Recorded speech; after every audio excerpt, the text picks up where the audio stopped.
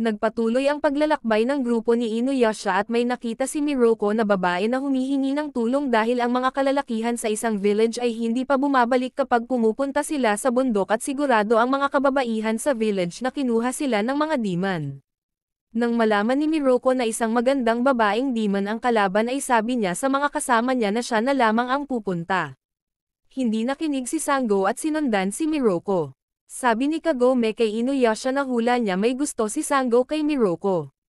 Napansin rin ito ni Shippo ngunit dahil manhid si Inuyasha, hindi niya ito napapansin. Nagbuntong hininga si Miroko dahil sumama si Sango at sabi ni Sango sa kanya na ayon sa mga villagers, matagal na ang nakakalipas, ang mga natalong sundalo ay tumakas sa kadulo-duluhan ng bundok na iyon at may prinsesa silang kasama. Ngunit ang mga sundalo ay namatay at ang prinsesa na lamang ang natira at sumunod din na namatay ang prinsesa at ang kanyang mapait na sinapit ang dahilan kung bakit naging demon ang prinsesa. Sabi ni Miroko na ganoon naman talaga ang mga babae at sa mga naranasan niya ang mga babae ay makulit, mahilig magselos at laging galit ngunit hindi niya alam kung anong klaseng demon ang nabuo galing sa pait ng prinsesa na namatay ng mag-isa lamang. Nakita na nila ang barrier at sabi ni Miroko na ang barrier na ito ay madaling makapasok ngunit mahirap makalabas. May binigay si Miroko kay Sango na beads at makakatulong raw ito sa kanya. Pagkapasok, nahihirapan si Sango na pumasok kaya naghiwalay sila ni Miroko. Nakita ni Miroko ang mansyon at ang prinsesa at winelcome si Miroko sa mansyon. Sa kabilang banda, si Sango ay nakita ang kalalakihan at matatanda ang mga ito.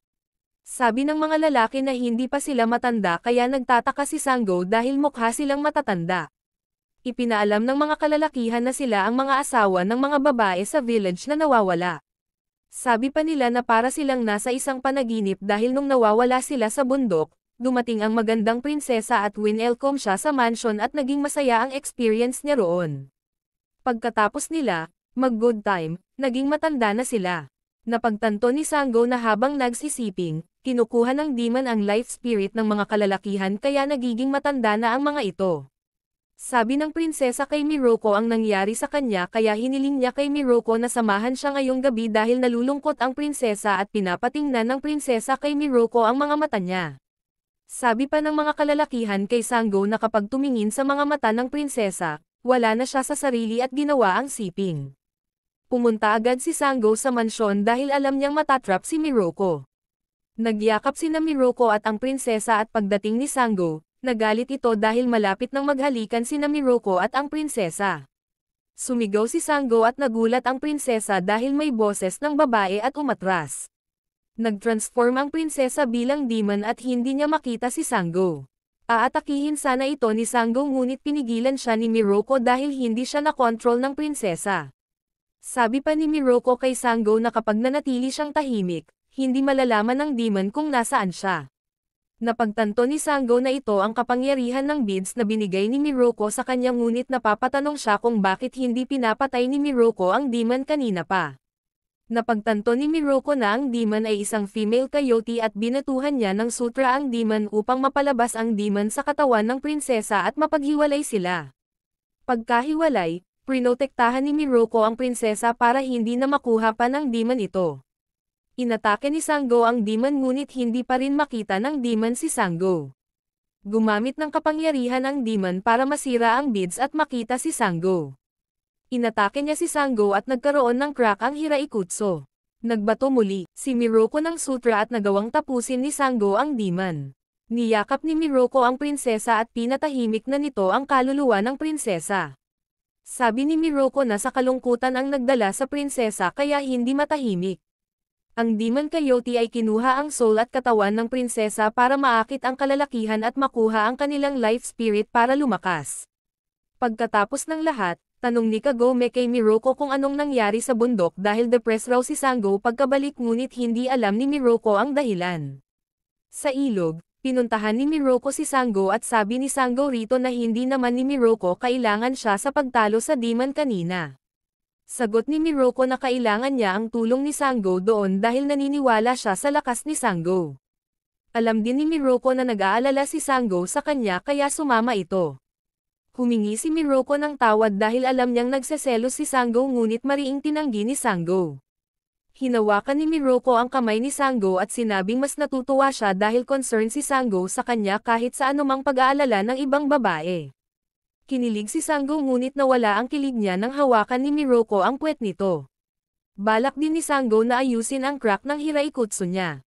Samantala, gusto munang umuwi ni Kagome at kailangan niya ng 3 araw para makapag-review siya sa susunod niyang exam. Kahit na ayaw ni Inuyasha, kailangan rin ni Sango ng 3 araw para bumalik sa kanyang village at maayos ang kanyang hiraikutsu. Walang choice si Inuyasha at pinayagan si Kagome na makauwi kaya babalik na sila sa village ni Nakayede. Samantala, may isang lalaking magtatangkang tumakas dahil ayaw na niya sa lugar na iyon, hindi siya nagtagumpay dahil naabutan siya ng matabang master niya at sinabing tinutulungan na nga nito ang lalaki na maging sage at maging malakas dahil sa digmaan. Sabi ng lalaki na ayaw na niyang maging sage kaya lalong nagalit ang matabang lalaki at hinigop papasok sa isang gourd para ikulong.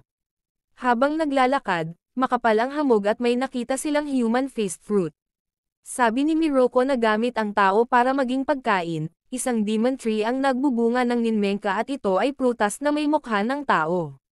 Marami pa silang nakita na palutang-lutang sa ilog kaya sigurado si Miroko na ang demon tree na ito ay sobrang laki.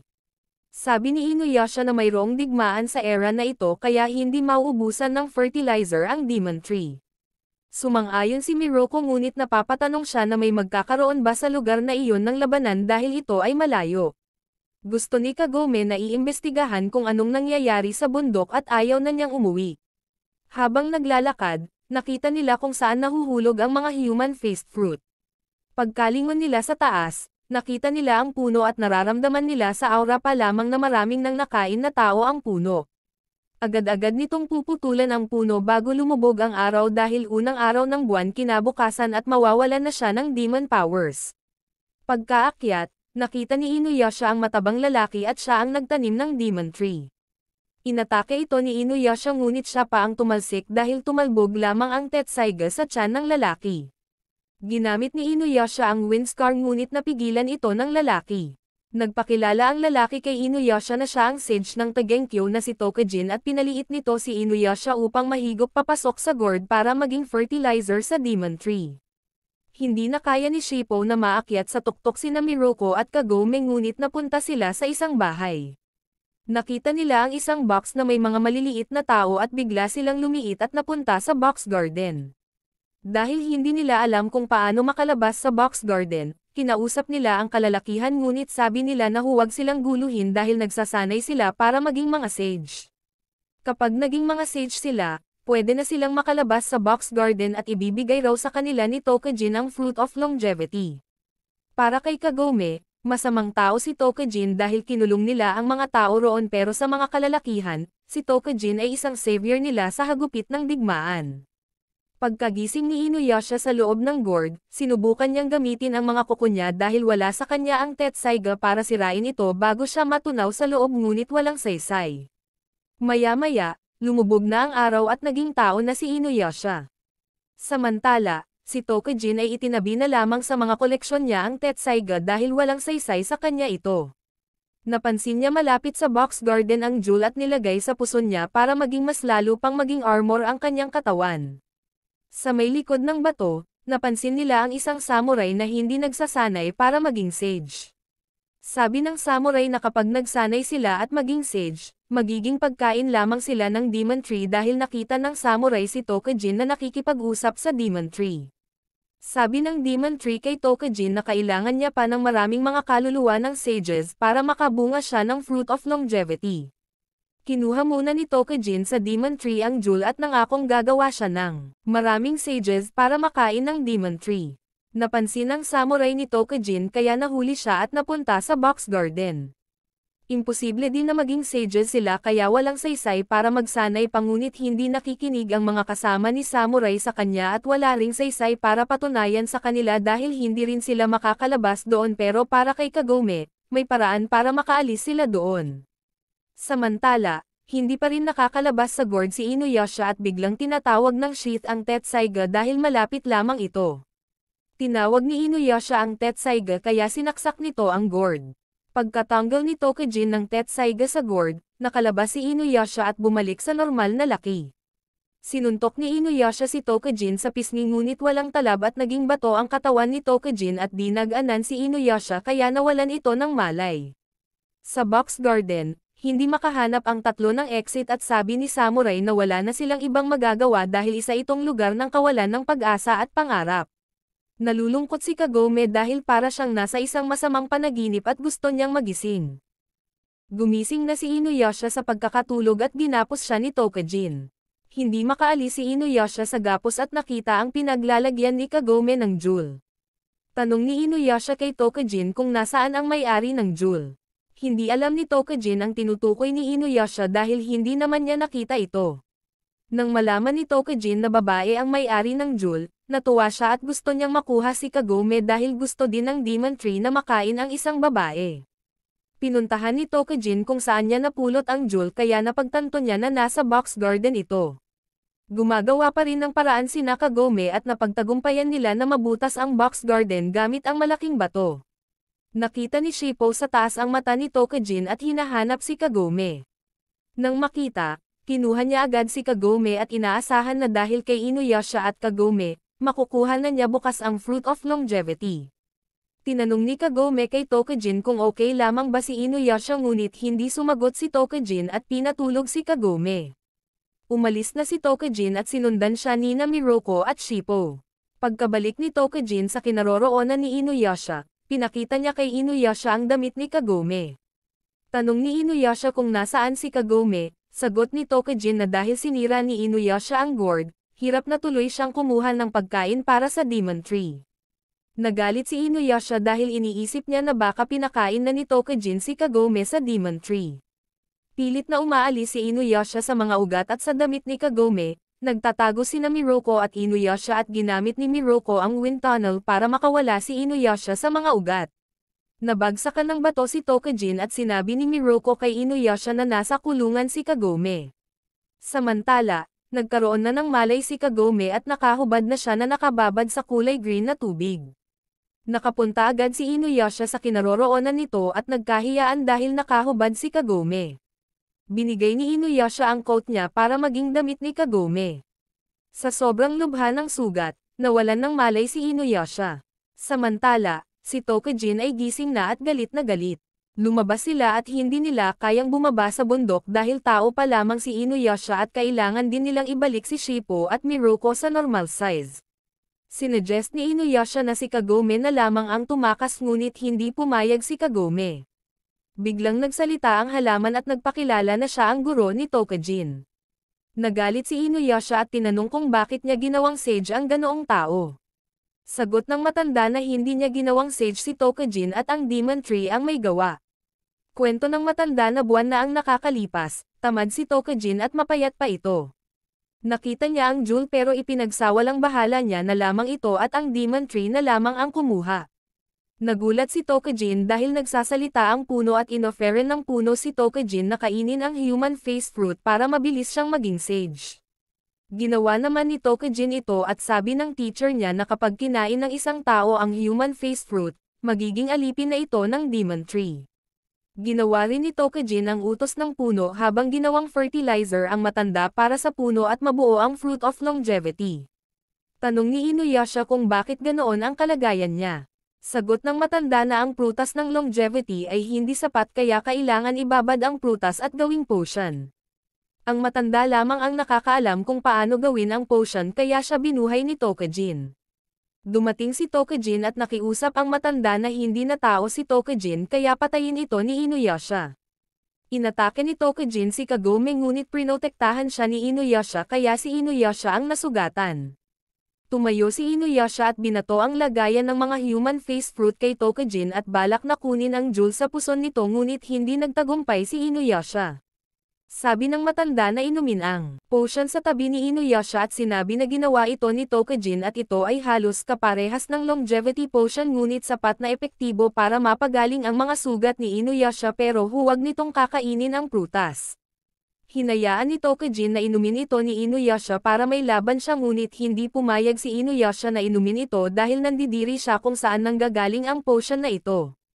Umatake si Inuyasha ngunit madali lamang siyang napabagsak ni Tokajin. Tutulong sana si Kagome ngunit biglang nasira ang pana niya. Kumuha ng matulis na bagay si Inuyasha at sinaksak sa mata ni Tokajin para makatakas sa pagkakasakal nito. Ginawang bow ng matanda ang sarili niya para gamitin ni Kagome. Umiwas muna si Kagome pagkatapos, nakikita ni Kagome sa likod ni Tokajin ang jewel kaya pinana niya ito. Nawala sa puson ni Tokajin ang jewel at kaya bumalik sa normal ang katawan niya. Balak ni Tokajin na ihulog si Kagome sa bangin ngunit tinulak siya ni Inuyasha sa bangin at mahuhulog din si Inuyasha. Nasa Demon Tree ang jewel kaya kinain niya ito at hinuli ang dalawa habang nahuhulog dahil balak niyang kainin sina Tokajin at Inuyasha. Unang kinain ng Demon Tree si Tokajin at sunod naman si Inuyasha ngunit nagumaga na kaya bumalik na ang kanyang demon powers at nakatakas. Ginamit ni Inuyasha ang Wind Scar para matalo si Tokajin at ang Demon Tree. Bumalik na sa dati sina Miruko at Shippo at akala nila na dahil patay na si Tokajin sa pagkakahulog at akala din nila na patay na rin si Inuyasha. Habang wala si Inuyasha, nalulungkot sila pero sinasabihan pa rin nila ito ng insulto kaya narinig ito ni Inuyasha at natuwa naman sila ngunit hindi si Kagome dahil nag-aalala siya ng sobra. Pagkatapos ng 3 araw, nakabalik na si Kagome galing Modern Era. Hinahanap nito si Sango ngunit sabi ni Inuyasha na hindi pa ito bumabalik at maaaring may ginagawa pa. Samantala, bago mag-3 araw, sa Demon Slayer's Village, natapos na ni Sango na ayusin ang crack ng Hiraikutsu. Dinalaw niya rin ang libing ng ama niya at inaalala ang mga sinabi ng tatay niya sa kanya na hindi niya lamang sinasanay si Sango para maging leader ng mga Demon Slayer at gusto niyang mamuhay ng may lakas si Sango. Biglang may 2 batang babae na dumating at pinagbabato sila. Nagalit si Kirara at nag-transform ito at nahabol nito ang isa. Kakainin sana ito ni Kirara ngunit nakikiusap ang isang bata na huwag kaya pinatigil ni Sango si Kirara. Nanghina ang isa at ang isa ay gutom na dahil 3 araw na silang walang kain.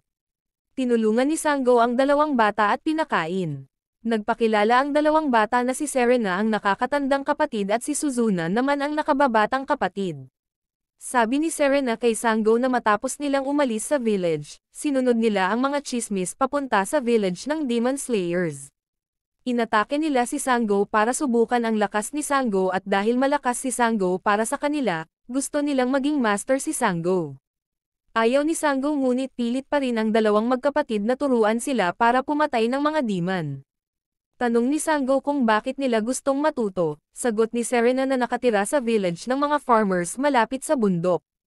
Para mapalaki ang kanilang farms, sinakop nila ang parte ng bundok at dito nagsimula na umatake sa kanila ang mga demon. Maraming namatay sa kanilang mga kasama at maayos sana kung makakalipat sila ng ibang village ngunit ang mga matatanda at may mga anak ay hindi umalis kaya nahirapan sila sa pag-survive bawat araw.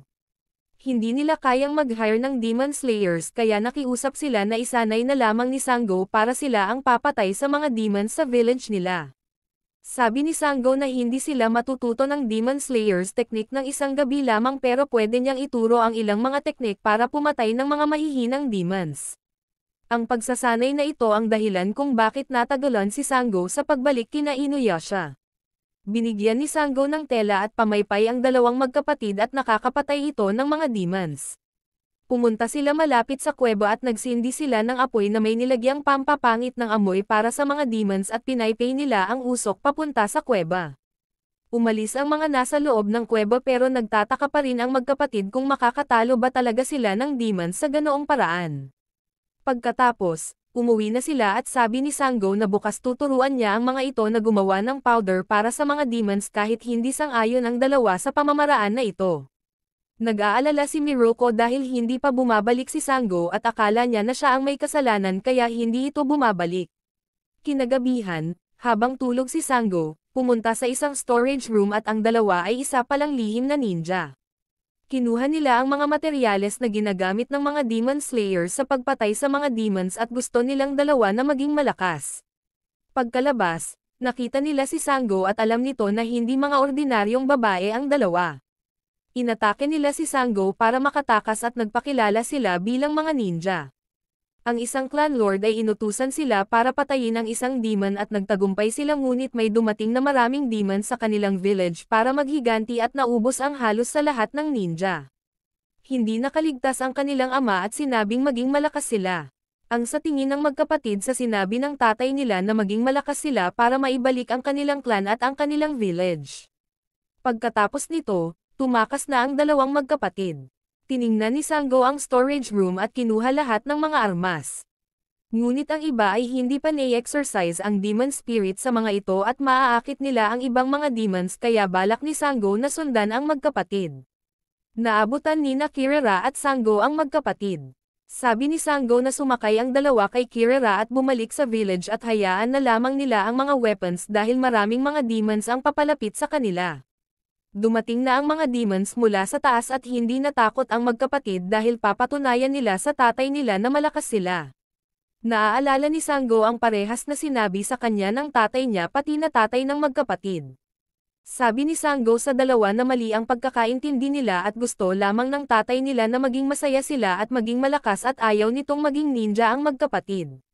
Naniwala si Serena kay Sanggo kaya sumakay ang dalawang magkapatid kay Kirara. Habang tumatakas, si Sanggo ang pumapatay sa mga demons. Nakuha ng isang demon si Suzuna ngunit hiniwa ni Suzuna ang kamay nito para makatakas at nahulog.